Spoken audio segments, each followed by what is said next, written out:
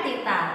Kali ini kita akan belajar tema 5 subtema 1 pembelajaran 3. Nah, sebelum kita mulai pelajaran, mari kita berdoa.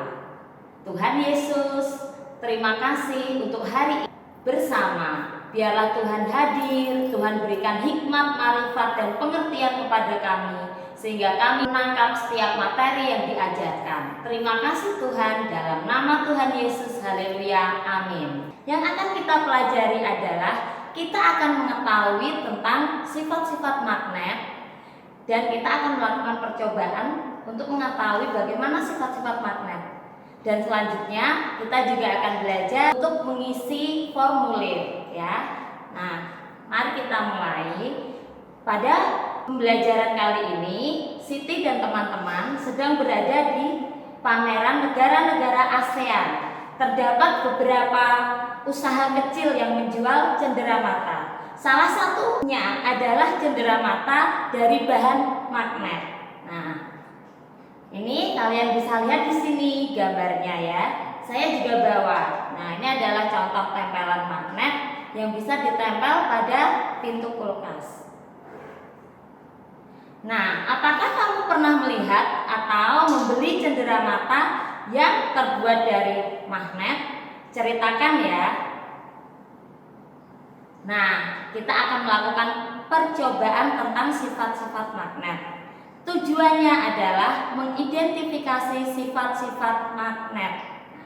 Alat dan bahannya adalah sepasang magnet, peniti, penjepit kertas, pensil, pulpen, dan yang terakhir kertas. Langkah-langkahnya, yang pertama kita akan mendekatkan kutub yang sama. Nah, ini adalah kutub yang sama. Apa yang terjadi? Tidak bisa bersatu atau tolak menolak. Nah, yang kedua kita akan dekatkan kutub yang berbeda. Apa yang terjadi? Nah, menempel. Ternyata mereka saling tarik menarik.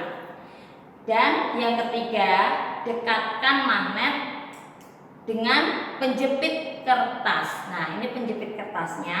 Kita dekatkan ya. Apa yang terjadi? Oh, ternyata menempel ya. Nah, ternyata magnet bisa menarik penjepit kertas. Selanjutnya, dekatkan magnet dengan kertas. Ini kertas, ternyata magnet tidak dapat menarik kertas. Kemudian pensil, apakah magnet dapat menarik pensil? Mari kita lihat. Oh, tidak bisa. Dan selanjutnya adalah peniti. Mari kita coba apakah magnet dapat menarik peniti. Oh, ternyata bisa. Magnet bisa menarik peniti. Nah, kemudian kita ambil pulpen. Dapatkah magnet menarik pulpen? Tidak bisa.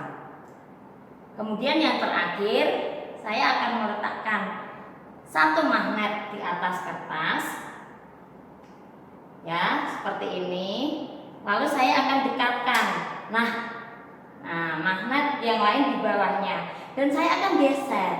Oh, ternyata magnet yang di atasnya dapat bergerak mengikuti magnet yang di bawahnya.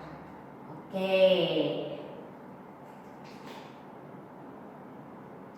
Nah, dari hasil percobaan tadi, sekarang kamu isi kolom yang sudah tersedia ya. Nah, di situ percobaan sifat-sifat magnet. Tujuannya tadi kalian tulis alat dan bahan yang sudah disediakan, langkah-langkah, hasil percobaan dan kesimpulannya. Nah, dari percobaan kali ini dapat ditarik kesimpulan magnet memiliki beberapa sifat, antara lain 1. Memiliki gaya tarik. 2.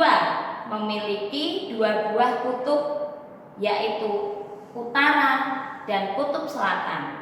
Yang ketiga, kutub senama, tolak menolak. Yang keempat, kutub tidak senama, tarik menarik. Yang kelima, memiliki gaya yang dapat menembus benda tertentu. Dan yang terakhir, magnet dapat menarik benda-benda tertentu. Nah, tahukah kamu bahwa di arena pameran negara-negara ASEAN dibuka kesempatan untuk bergabung dengan klub sahabat pena antar negara. Untuk menjadi anggota, kamu harus mengisi formulir pendaftaran. Petunjuk pengisian formulir pendaftaran klub sahabat pena ASEAN adalah: yang pertama, isilah formulir menggunakan nama lengkap. Yang kedua, isilah formulir menggunakan huruf besar atau kapital. Yang ketiga, tulislah alamat rumah secara lengkap dengan mencantumkan kode pos. Yang keempat, tulislah alamat sekolah secara lengkap dengan menggunakan kode pos. Yang kelima, tulislah tujuan mengikuti klub tersebut. Dan yang terakhir, yang keenam, tanda tangan disertai dengan nama lengkap. Nah, ini adalah contoh formulir yang harus kamu isi. Untuk menguji kemampuan kalian, maka jawablah soal-soal di bawah ini. Jawab dulu ya. Setelah itu, mari kita bahas. Yang pertama, mengapa diperlukan petunjuk untuk mengisi formulir tertentu? Diperlukan petunjuk untuk mengisi formulir karena dalam mengisi formulir kita tidak boleh melakukan kesalahan. Jadi harus melihat petunjuknya terlebih dahulu supaya tidak terjadi kesalahan dalam mengisi formulir. Soal yang kedua, apa saja informasi penting yang perlu ditulis di formulir pendaftaran?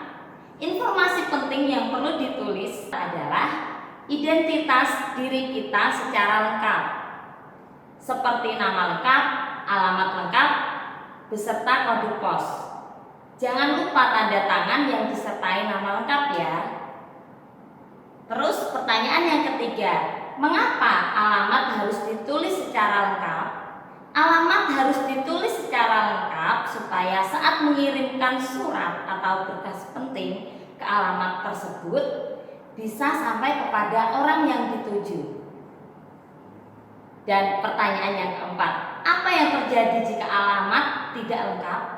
Yang terjadi jika alamat tidak lengkap adalah panitia atau pengurus tidak dapat mengirimkan berkas atau barang yang berisi informasi kepada anggotanya yang mengisi formulir tersebut. Kemudian yang terakhir, mengapa kita perlu menulis kode pos pada formulir di bagian alamat? Kita perlu menuliskan kode pos pada formulir di bagian alamat karena untuk mempermudah pengantar barang atau pengantar berkas atau pengantar surat atau tukang pos ke alamat yang dituju menggunakan kode pos masing-masing alamat. Nah, pembelajaran kita sudah selesai. Ayo renungkan, apa yang kamu pelajari dari kegiatan hari ini? Apa yang sudah kamu pahami dengan baik? Apa yang belum kamu pahami dengan baik? Apa rencanamu untuk membuatmu lebih paham? Dan apa manfaat pelajaran hari ini untuk kehidupanmu sehari-hari? Nah, setelah kamu merenungkannya, lakukanlah kegiatan ini kerjasama dengan orang tua. Ceritakan kepada orang tuamu tentang percobaan yang kamu lakukan tentang sifat-sifat magnet. Minta orang tuamu menuliskan komentar mereka. Nah, sebelum kita selesai, mari kita berdoa ya. Tuhan Yesus, terima kasih untuk hari ini. Saat ini kita sudah selesai belajar. Biarlah apa yang kami pelajari, Tuhan meteraikan dalam hati dan pikiran kami sehingga kami tidak akan pernah lupa. Terima kasih Tuhan. Di dalam nama Tuhan Yesus, haleluya, amin. Demikian pembelajaran hari ini. Semoga kalian senang dengan pembelajaran hari ini ya. Sampai ketemu di video selanjutnya. Bye-bye.